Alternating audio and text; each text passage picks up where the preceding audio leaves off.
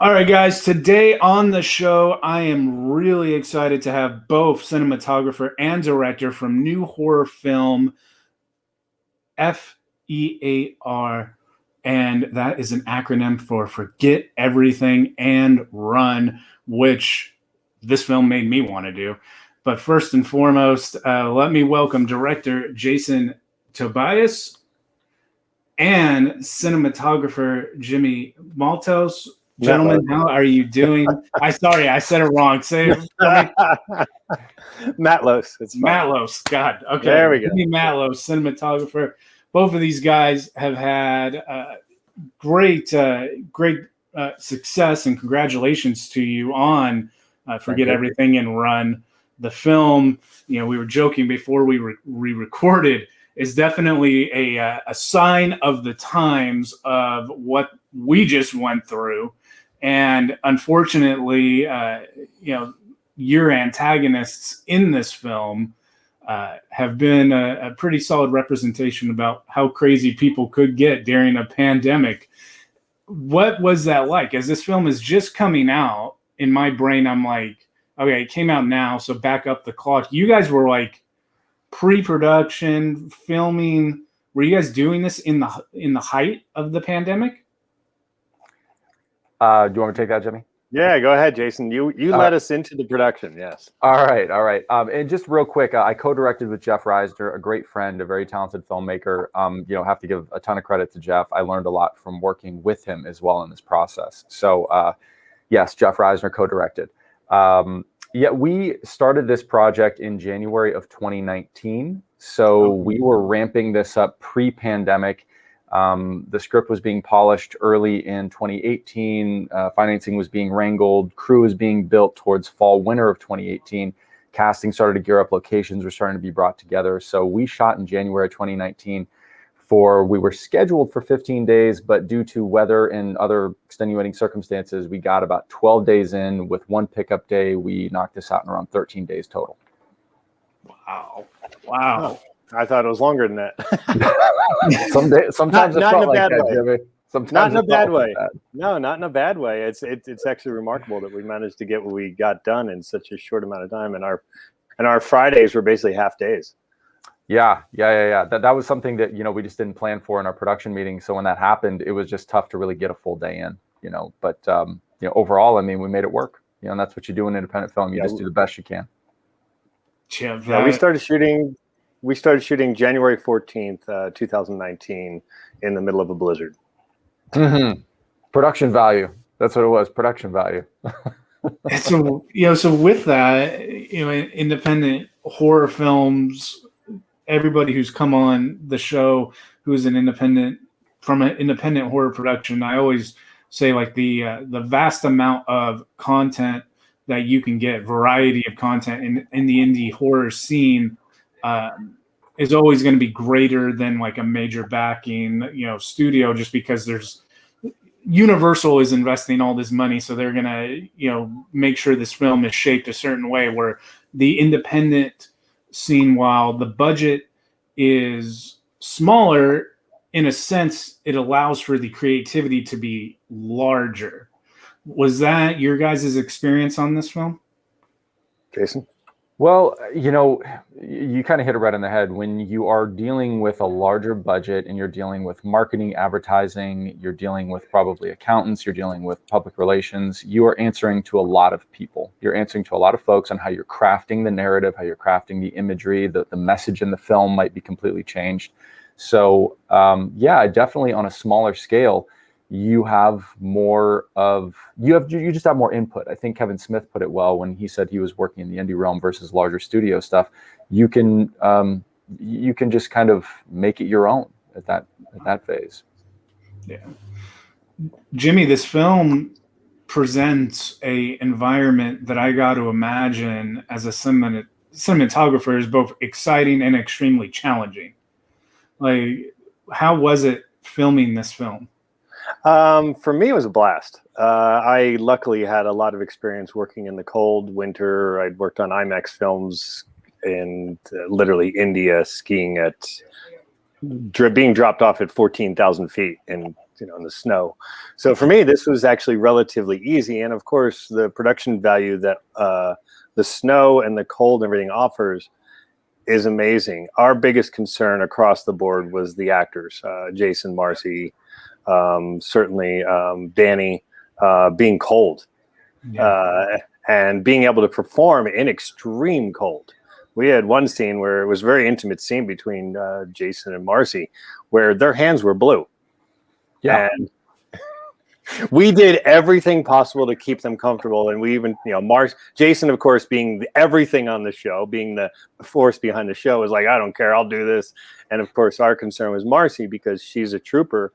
And we just let her know that, and even Jason let her know, if at any moment it's too uncomfortable, we'll figure out something else. The crew was amazing. They never faltered. They just kicked ass left and right. And we had never met any of them ever before in our lives. We literally, it was almost like the Bad News Bears turned into the all-star team overnight. I like that. Yeah, Alice Iago, Ronaldo Jackson, they had fantastic people from Genie, Grip, just great people that wanted to come out and really raise not only the production, but just, their game as well. And I think that kind of happens as like the symbiosis of when you see everyone kind of pooling together and something magical is happening, you kind of vibe off that and you just really want to bring it. But as Jimmy stated, it was cold. And I just want to add one little funny bit. I remember one day we were blocking out that scene where I'm carrying Marcy back after the shot, and you and Jeff were standing up getting ready to frame up camera, and I'm like, well, hey, if we've already looked this way, what happens if we look this way? And Jimmy just turns to me and goes, I can point this camera wherever you want. It all looks the same, and we can make it look like we've been running through the forest. And I'm like, you got it, Jimmy. You got it. We'll just run with that. Yeah, it's one of those situations where that you point left, you got one background, you point right, you got the other background. As long as the lighting works for me, and I don't do front lighting ever, I will fight against that. It works great. And you can have one camera position and grab 3 different angles. One thing about this film, the environment that it takes place in, it's almost like a character within itself, as our main heroes are trying to survive both the circumstances of the people, I use that term loosely, that they run into, and the climate, like you guys have touched on. But your antagonist, as a lifelong horror fan, like, they reminded me of it's almost like House of a Thousand Corpses meets The Hills Have Eyes. Like, they're batshit crazy, but then they're, the way that the makeup design on them, like, they're scary, man. And they're blend in and they hide, and they're a creepy bunch. What was it like developing, for Jason as the director, and then for Jimmy as the cinematographer? Like, how was it seeing your guys as villains come to life and knowing that they're pretty freaking scary? Well, Susan Harmon's her audition tape was fantastic. Just looking at what she brought to the table, she did such a great take on Desiree that I had to just meet her to see, what kind of person she was, in real life, if you will.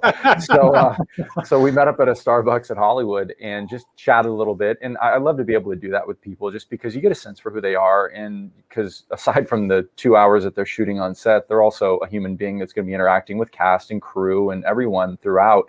So you just want to make sure you're putting together a good squad of folks. And she was just an absolute sweetheart. And, I just kept thinking, like, well, if she can do that on tape, she was just fantastic. And then Justin Dre, he was a late addition to the project, because we initially had another actor signed up for Lincoln, but some scheduling just didn't really work out, and Justin came in and just knocked it out. I mean, talk about just walking in and making it his own.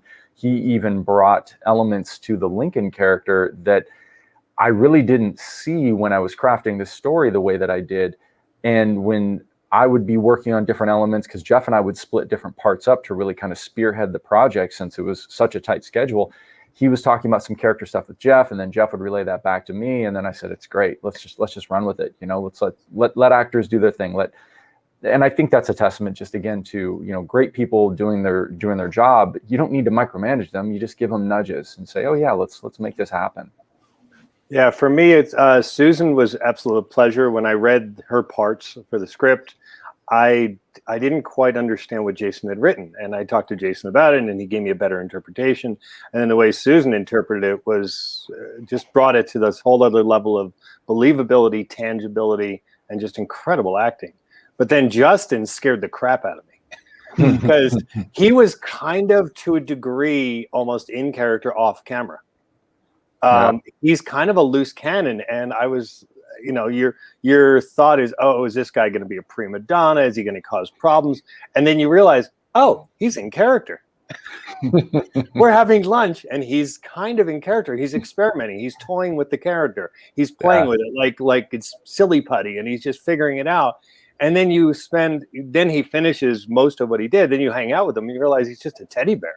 He's just the sweetest guy who just brought it 1,000%, and he was an absolute blessing. Yeah. The look for the characters too, you touched on, Jimmy. You know, I was inspired by. Did you ever see the 13th Warrior with Antonio Banderas? Yeah. Do you remember those? They called them the fire snake people that would come down out of the mountain, and they had like the bear drapings over them, and they thought they were supernatural and immortal. But after the first battle, they find out, well, they're just humans like us. They're just dressed up. That was a big inspiration for, you know, Desiree and Lincoln, was that, you know, they're dressing themselves almost in like a war paint, if you will. You know, they're taking on this embodiment of what they have and what their intentions are internally. They're focusing that externally by draping themselves in animal furs and whatnot. And, you know, that was kind of a lot of the inspiration for really kind of crafting their look, you know, keeping them dingy and dirty and like, you know, very blue collar mechanic suits and, you know, just whatever they could find from scarves and dusters and what have you, to kind of set their color palette up a little bit different from Joe and Ethan. I mean, it's still that muddy earth tone for the most part, but just really kind of making them look a little bit more hideous, if you will. Right. Yeah, we should give a shout out to it was Kelly was makeup. Yeah, Kelly Christensen, fantastic job. My God, just it was incredible that I could get an 85mm close up of Marcy in full makeup after her nose was ostensibly broken, and I couldn't see the fault in it. Normally with this kind of makeup, especially with the challenges we had between budget, time, and everything else, you'll see the flaws.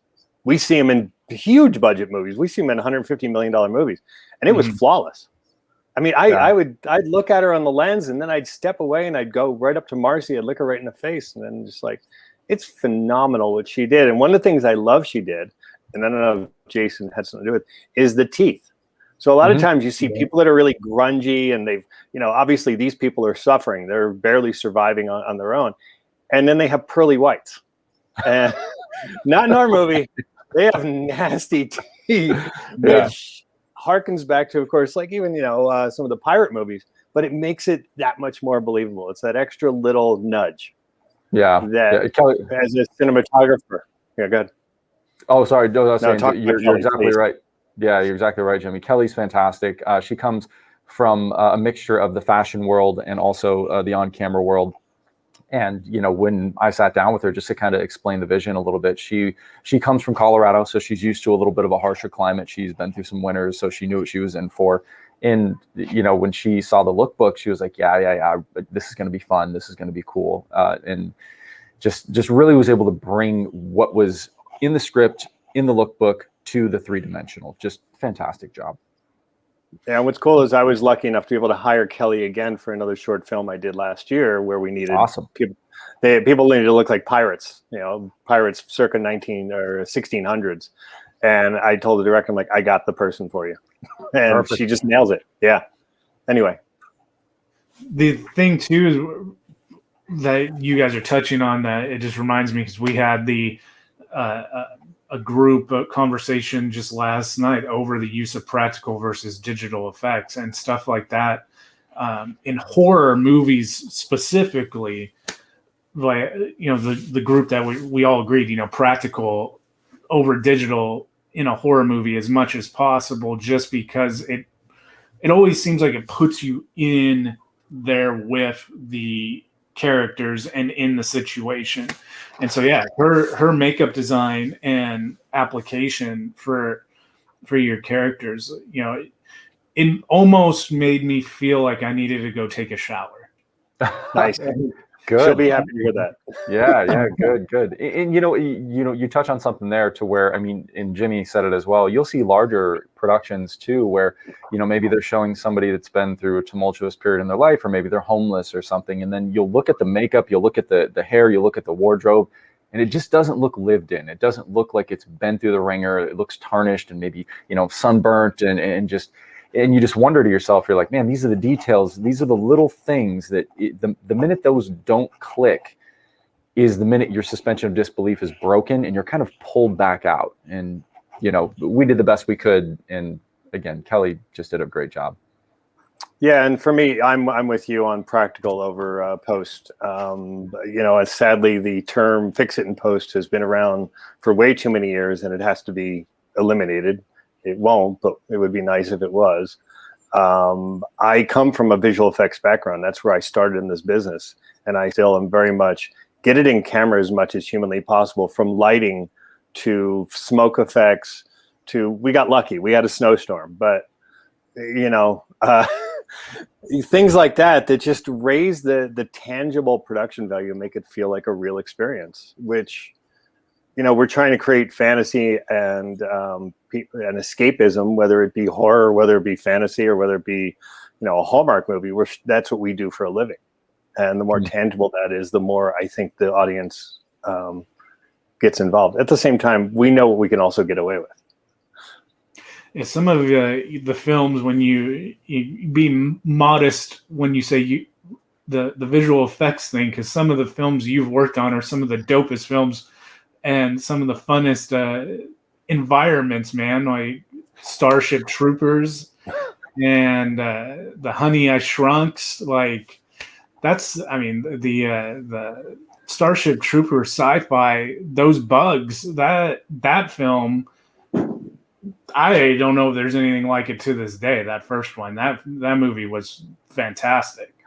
Yeah, and my participation in that was literally, I was a camera assistant doing visual effects elements, and what we did was, you would be amazed that it even made the movie, because we were shooting like a mock-up of a spaceship. It wasn't even the spaceship.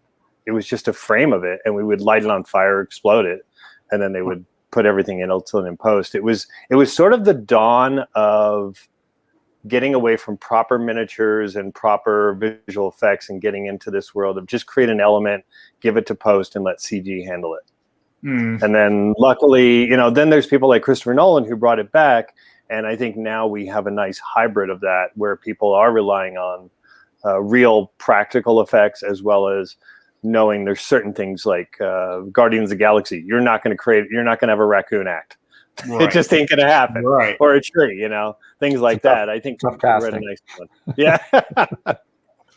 Yeah, I mean, like a horror example would be like 13 Ghosts. Like, you can't actually cut Matthew Lillard in half in a glass door, but you can have practical effects makeup on all those ghosts to make them look that much scarier. Yep. See, Jason, you mentioned at the top that you guys filmed this thing in 13 days. Like, I don't think unless you have been in that environment, you can appreciate that statement to the extent of the amount of work it takes to film a movie, period. But when you are on that indie budget and you are on under the gun, as far as, hey, we got to get so much done by a certain time. Coming from I was telling Jimmy, I just graduated film school and our little productions that we do on the side and stuff. So, that team environment is definitely instilled in me, and I know what it takes to put out something under the gun. But a film like this, in an environment like you guys chose, with the story that you guys told, like, I gotta imagine like that took like everybody on board and just, here we go. This is what we got to do. This is what we're doing today. This is our shot list. I got to imagine like that is a well-oiled machine when you guys were all out there. Yeah, I mean, first, congrats on the graduation from film school, by the way, too. Jimmy, what did we have in that one of the final days? 70 setups to try to knock out the ending. Like you were cracking Oh, up, in the barn. Yeah. Oh my God, yeah, the barn scene. So for those of you who haven't seen it, hopefully we don't do any spoiler alert just in case. The entire scene inside of that barn was shot in one day. And that was from literally building the prop that Jason was strung up on, like figuring out how that worked to shooting it, lighting it. And, but honestly, a lot of credit goes to our producers, Blair and Lucas, who I've worked with Lucas for 15 years. I know Jason's known him for 7 or so years. And then Blair being the recent addition. But there's no word to describe Blair except for if you saw him in a Coen Brothers movie, you'd be like, yep, that's him. Really. He's one of the most, he's a character, but he's heart and soul. He's blue collar. He busts his ass. He works hard. But the thing is, like, we had 10-hour days. Unlike most independent, small budget horror films, feature films, drama, narrative, whatever, we did 10-hour days with a 1-hour lunch. Wow. So it was 11 hours if you include that lunchtime, right? Right. Yeah. And literally, Blair and Lucas would be on set looking at their watch going, we're done. And we had 1 or 2 moments where the actors were in the thick of it. And even the crew said, no, it's cool. Let's get let's get the rest of this scene. So we're not coming back to this tomorrow. And it was maybe 30 minutes. And then it was like non-essential workers, just go. You can leave. So, but the homework that Jason and Jeff did every single night after working all these long hours, and Jason basically, I said in one of the articles that he probably slept for a month afterwards. The amount of work they did, the amount of prep work. So we would walk on set every morning, and the AD Xavier knew exactly what the day was, and Xavier kicked just major ass on this show. I mean, he was just phenomenal. How he made sure we blocked every scene, that everybody knew, from the PAs all the way up to us on set, what was going on. Everybody was on board. Everybody knew exactly what was happening. There were no mysteries. There was no egos. There was no weirdness on set. It was just like, this is what we're doing. We watched the blocking, and the blocking was gorgeous. It was beautiful. And we'd figure it out. And then next thing you know, you could knock out a scene so fast and so efficiently, with the actors, I believe, Jason and Marcy, just killing it on set, on stage, in front of camera, on first takes. It was like, wow, that's amazing. And it was one of those things where Jeff would be like, I don't know, should we do another? I'm like, Jeff, by virtue of asking that, let's do another one so you have it. But many times we probably didn't need to. Yeah. I mean, Jimmy nailed it right there. You know, we had a plan that we wanted to stick to. When Jeff and I would block the night before, we wanted to be as diligent as we could the following day, because Jeff and I have worked together on numerous projects prior where we would run into these problems of just running out of time. You know, it's the big issue of, you know, the producer wants you to get it done quicker, the director just wants one more day. You know, it's kind of like this push and pull that always happens. And we needed to find some kind of warm water to live in, of like, okay, well, we've got to get this done, you know, to the best of our ability in a very short amount of time. And it really is, again, a testament to the whole in filmmaking is a collaborative, just team effort, to where everybody was just firing on all cylinders, and you would just sit there and watch Jeannie pulling cables, pulling lunch boxes, getting things moving, and you got makeup and wardrobe jamming, and then everybody's running lines kind of on the side, and just, you know, it was a fantastic vibe on set, with people just really kind of raising their game and wanting to just bring whatever they could to the best of their ability to the project. And still laughing and having fun, and literally having free time to sit down and chat with people and have coffee. And it wasn't like we were balls to the walls. We were just a really fine-tuned machine. It was literally, it was like 30 years of filmmaking brought us to this point where we got this. That's got to be an awesome feeling. Incredible. Yeah, it's one of those things, you know, when they say you're in the zone, You know, it's a very common term these days. Like you're in the zone, and that's what I think we were all in the zone. I don't think there was, maybe there was like somebody off to the side who was, texting their friend, going, get me off this show. But,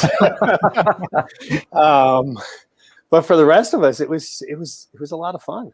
Well, here, just to throw something else out, Jimmy, I think that really helped us kind of flow with everything. I mean, hats off to Anna Bradley, our other producer who worked on the show. She did a fantastic job of scouting up in the area of Fraser Park. And we were able to find an area that we could bring the crew to. We gave them the option, hey, if you'd like to, you can sleep on site. We have barracks, we have bunk beds, we have everything to where you're not making that drive in the morning, because living in Los Angeles, the less time in your car, the better. So, being on site, I think also really helped the morale of the crew and the cast to be able to just kind of roll out of bed, walk down to the production office, grab a warm meal, and just know that, hey, I'm already on set, I'm on site, I'm ready to do what I got to do today.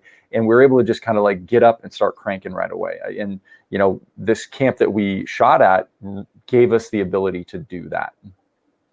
Yeah, that's awesome. I'm sorry. I was just going to say that's awesome. That way you don't have, I guess, the proverbial checking of the call sheet constantly, like somebody's late, like where are they? If you guys are all together, that solves a problem, a big one for you right off the get. Yeah, and we're all adults doing this too. I mean, myself, I'm definitely past 40. My gaffer RJ, he's somewhere in his late 50s, early 60s. Yeah, we were sleeping in bunk beds in a camp, like 4-H camp type atmosphere. And I think by the third week, it got a little old, only that you didn't have your private space at the end of the day. But I can't say it was ever bad. We had the occasional snore, in the room. But I'd say overall, it was really kind of a fun adventure. And I think we almost paralleled sort of the film itself, where we were up in the mountains, escaping civilization and doing this thing and surviving. We were eating better than certainly the Allisters were, but having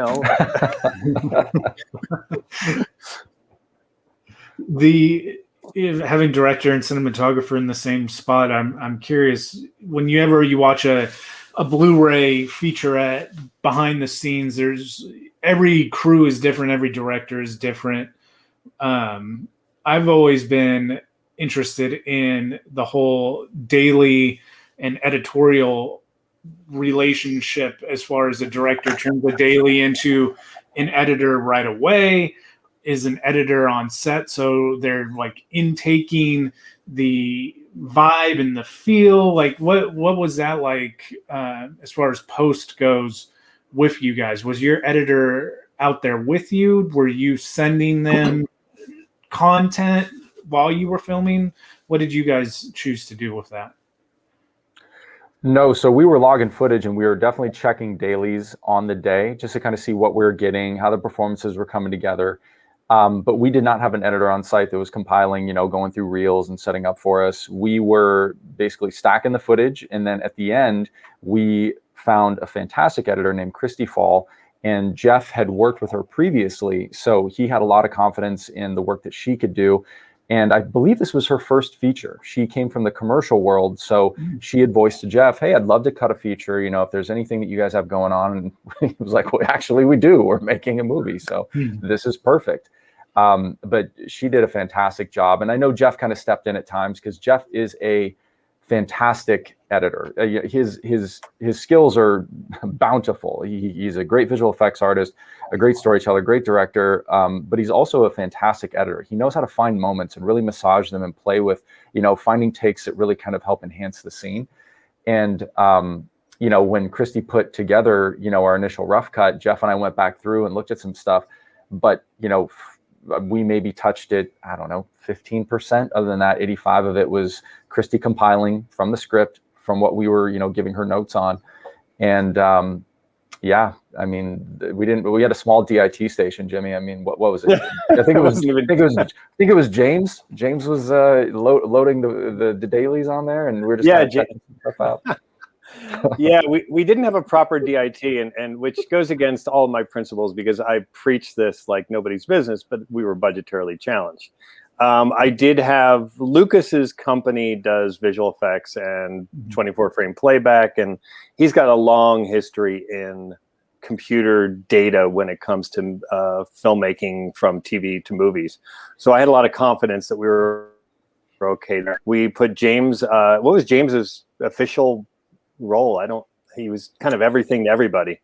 Yeah, I think he was associate producer, producer, because he just kind of was a Renaissance man in a way. He would help with production design, he'd help with DIT, he'd help with transpo, he would help wardrobe. Wardrobe. Again, indie filmmaking, you are wearing a lot of hats. And I should give a shout out to my camera crew, Jacob Fuller and Laura Jansen. I had, as stated earlier, I had never met either one of them before. I actually interviewed Laura after I had gone for a run in Venice, and I had 20 minutes because I had to get to another podcast. And she presented this calm, cool demeanor and a confidence in a very young woman that really impressed me. But I had no idea if she knew how to pull focus. And there's no way to test that. Sure, I could look at her previous projects, but how do I know, right? But her focus pulling was literally saved us, because we didn't have the freedom to do 12 takes. We had the freedom to do 2 takes and 85 millimeter lens on an f2 with a moving camera, because I kept the camera moving a lot. And she nailed it. And then when we went to an easy rig, which was, we had a remote camera head that I would operate with wheels, and then we put Laura in this rig, and then she would carry that cage around. And then we bumped Jacob up to our focus puller, our second AC. Both these people are, I think they're under 25 each. And they were just nailing it left and right, which just gave us this confidence, which I think we kept pushing and pushing and pushing. Like, we can get away with anything here. These guys are amazing. And it's not like I was giving them deep f-stops, and I was giving them shallow f-stops because it catered to the story, not because it's trendy. So things like that were absolutely amazing. We did not have a DIT, like I said. We'd pull the cards, we'd give them to James, who was hanging out at the production office, and he would download it. And then otherwise, as far as editorial speaking, which was your original question, because Jason was so slammed acting and being on camera and even doing production design and everything else, Jeff and I would often discuss in the middle of a shot, because luckily we shared the same monitor. And it was one of those things where in the middle of a shot, I would say to Jeff, hey, do you think we should go in for a close-up there, or maybe a cutaway, or maybe do camera a little bit differently? And it was cool because Jeff could point to certain things during the shot, like he'd point on the monitor, which would be a note like, hey, let's make sure we go back and pick that up, like a close-up of a hand or that kind of thing. So Jeff was definitely editing in his head as we were making this film. And then, of course, him and Jason were obviously talking about it afterwards, as we all looked at dailies. And there's this great picture of Jason. He looks like one of the zombies. He's sitting there at the monitor, and he's just got this look on his face, like there is zero energy, and he's just a what do they call him, a flesh bag. Like, I was smiling on the inside, Jimmy. I was smiling. Oh, I know you were. I think you were sleeping with your eyes open, actually. Yes, I learned to do that. What day in the shoot was that? How long was the stand? Day two, Jimmy. Maybe it was day 2. No, it was. I mean, I'm joking. It was. You're riding high on energy. I mean, this is the kind of stuff that you push for. You want to tell stories. You feel very fortunate to be able to do it. I feel very grateful to just be able to work and work with fantastic folks. So, I mean, it didn't matter what it was, how tired I was. It was fantastic. This film is very different from anything that has come out horror-wise in the last year. What was it like at the very beginning, discovering this story and kind of, knowing that for each of you, that this is a fresh take, so to speak, when people eventually watch it? It's not, Walking Dead season 19, and it's not the same story over and over again, that this was an original thing. Jason, for you discovering it, and then Jimmy, when you came on board, like, what was it that really was that moment that this is going to be a really cool film for each of you? Jimmy, you want to take it first? Yeah. For me, I like character-driven films. I do. I've always a lot of the horror films, especially in the low-budget realm, rely on the gore and the scare tactic and everything, which is a reason why people watch them. Thrillers often rely on big action sequences and less intimate and emotional.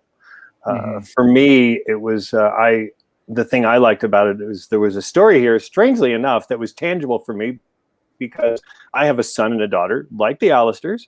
And spoiler alert, my daughter can shoot a gun like nobody's business, and my son doesn't care. He's not interested. So for me, there were parallels here. And then, irony of irony, March 15th, 2020, I escaped to the mountains of Idaho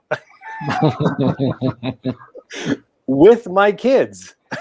So there were some parallels here, but I like the human aspect of it. The fact that there was a loving story here, that there was a family that was trying to do their best to stay together, to stay alive and survive.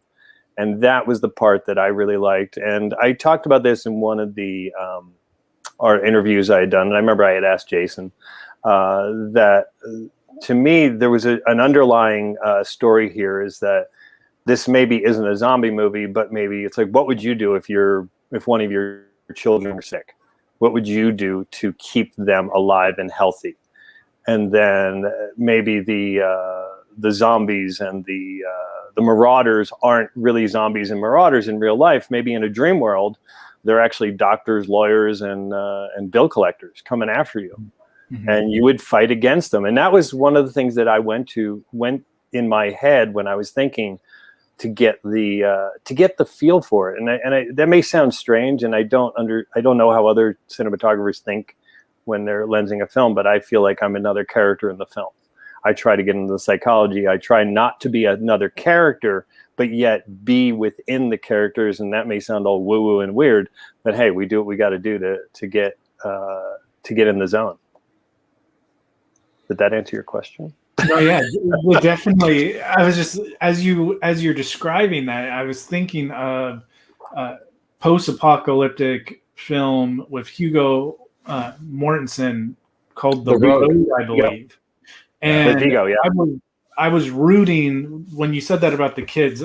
It just kind of reminded me, like, I was rooting for the heroes in your guys' film, like I was rooting for him in that one, because that's exactly what they display. How far would you go to protect the ones that you love? And that is their arc throughout Forget Everything and Run. And that is what makes a real good horror film is when, and Jimmy just touched on it again, like the humanization of both the good guy and even the bad guy. And you get to see that in this film, where at the end of the day, it is people that are doing this to other people, but that clan that is coming after the family, they're doing it to protect the ones they love too. And so that produces a conflict that cuts deeper than, like, say a haunted house or something like that. As far as horror, that has always resonated deeper with me when it's another person, and it's not like a Michael Myers, but it's like a person who's you can tell there's a lot of intelligence behind those eyes. That's makes it all that much more scary. Yeah, I just to kind of touch on the question too. Initially, the story was kind of built off of a short where this couple rents a cabin in the woods and they let a drifter in and he tortures them. That was the initial kind of inspiration for the story. And anytime you're writing a feature, obviously, the pages in the beginning might come fast, and then you get to page 22 and you're like, where does this story go from here? You're in a single location, you don't really know where the rest of it's going to go, and that didn't really have legs. So then it morphed over time to a family. It morphed over time to an event happening. It morphed over time to other elements coming in and creating more conflict between, who's right, who's wrong, just changing the lens and skewing it in a way that if you can make the audience question the protagonist and the antagonist's intentions, I think that makes for awesome conflict, and that also makes for great conversation after the fact to just talk about the film and say, hey, what did you think about this? I kind of see where they were coming from here. Are they really a bad guy? Are they a good guy? I mean, we just had the Marvel Cinematic Universe play up this big Infinity War Endgame big baddie Thanos, where you're like, you kind of agree with him to a degree. Like, well, maybe he's kind of right with what he's doing. Those kinds of questions I really gravitate towards, because sometimes good and evil, love and hate, it's this fine line that you're always kind of riding in between. And that's what, when we had Marcy and Susan, and by the way, we had to change our production schedule around because of some people that weren't available, and we had to shoot our week 3 for week 2.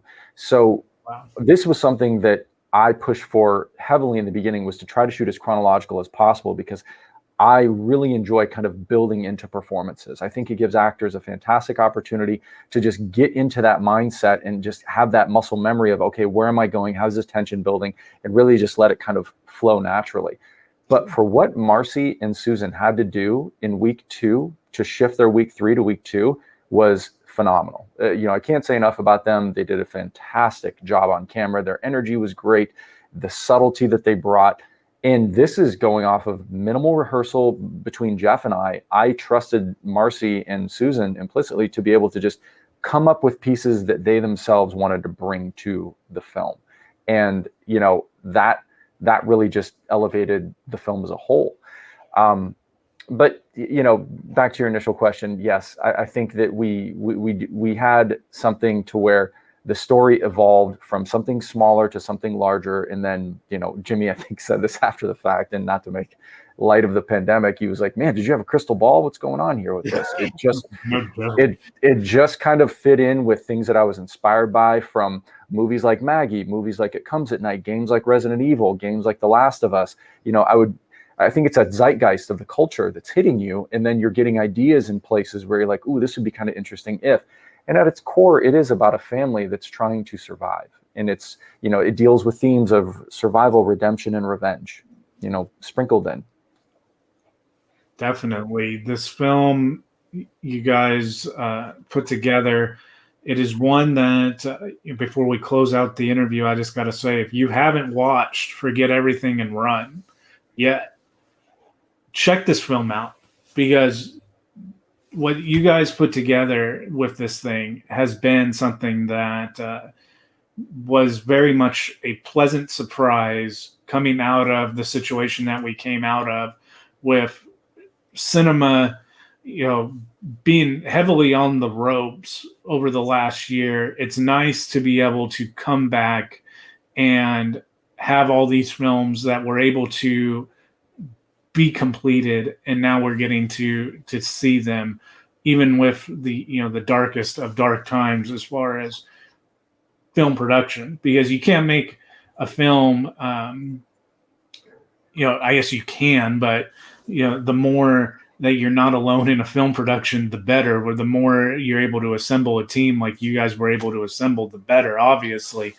And that is all the way through pre to post production. Like, I honestly think you got to have everybody 110% on board and it reflects within the work. And you guys definitely put out a creepy horror film that I know our audience, if they haven't come across it yet, after watching this, hopefully you will, if you're watching this right now. And I know they're going to enjoy it. So again, congratulations to each of you on this project. Thank you. Where can one thing? Go ahead. No, go ahead, Jimmy. No, I was going to say, one thing I'd like to add, though, is a lot of film productions and producers and people from not producers in general, but people who work on set, they love to tell horror stories about filmmaking. It's kind of like skiing. No one ever brags about their amazing day of skiing. No one says, "Oh my God, I went up to the slopes and I killed it. Everything was great. I never crashed once. It was amazing." People like to talk about chaos, and there's this weird psychology in filmmaking where if it wasn't painful and it wasn't a complete shit show, you didn't make a movie. And we are we are proof that that's the complete opposite. Was there tension on set at times? Was there some disagreements within departments? Sure, there were. That's human nature. Was there any drama on set besides in front of camera? No, and there never should be. And I don't understand, having been doing this for so many years, I don't understand why people crave that. Like, oh, this film production was terrible. I didn't get paid. The food was horrible.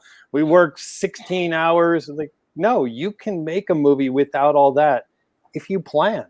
And if you actually bring in people with a good attitude that can run the gamut from, like I said, our camera crew was fresh out of film school and our gaffer was a 30-plus year veteran. And I encourage people to make more films. Just be happy. Even if you're making the most grisly, disgusting, gnarly horror film, it doesn't need to be that behind the camera. Yeah, good point, Jimmy. And again, hats off to Lucas Solomon and Blair Pennington, our executive producers on it, because I really do believe that, the tempo, the tone, a lot of it is set from the top, like most businesses and most companies. And essentially a small film, an indie film, a film in general is like a startup company. You're starting a business, and then you're shutting the doors down, 30 days later or whatever it might be, or you're downsizing your company, very quick. But their energy on set was infectious and they were having a good time. I mean, they were picking up pelicans and they were moving gear, and that's just kind of the kind of folks that they are. From the perspective of a day job, I teach, and with the environment, I think that works in any kind of profession, is if everybody is there to better the overall product or environment, that definitely makes the outcome all that much better. So when you guys, you speak of that crew out there in those hills and everyone is 110%, on board. And as Jimmy, stated, there wasn't an overall amount of drama or conflict behind the scenes, and everyone's just there to produce the film. And the in the groove statement, like, I can totally, like, that is something when you're trying to put together any kind of a production and everyone's just on that same page, that is something that comes through to the screen, and it comes through on Forget Everything and Run. The film is out on VOD. It's pretty available right now, right? Yeah. Released on June 15th here in the domestic US. You can get it on iTunes, YouTube. You can buy the physical DVD on Amazon, Walmart. It's available and out there, and we'd love for you to watch it. And it's also on Fandango. And Fandango. Thank you, Jim. Fandango was one of the easier ones. Fandango and YouTube were the easiest to find it. Where can everybody keep tabs on YouTube? Like, see what you guys are coming out with in the future. What's the best way for people to kind of track what you guys are up to? Jason, you go first. You can catch me on Instagram at @TheJasonTobias, and same thing on Twitter. Always talking about film stuff, talking about what's happening in the world as far as entertainment goes. It's definitely a subject that I love chatting about. And Facebook, you can friend request me. I'm on there. You can also check out our website, www.actionfigureent.com, and just see what we've got on the horizon and reach out, say hey. Right on. And for me, I've got Instagram. I'm at DP Matlosz, MATLOSZ, which is also my website, dpmatlosz.com. And I try to stay pretty involved in the community, mentoring and teaching as well, guest speaker occasionally, that sort of thing. And I just started my own production company in Idaho as well, just because I want to make movies up here. It's stunningly beautiful.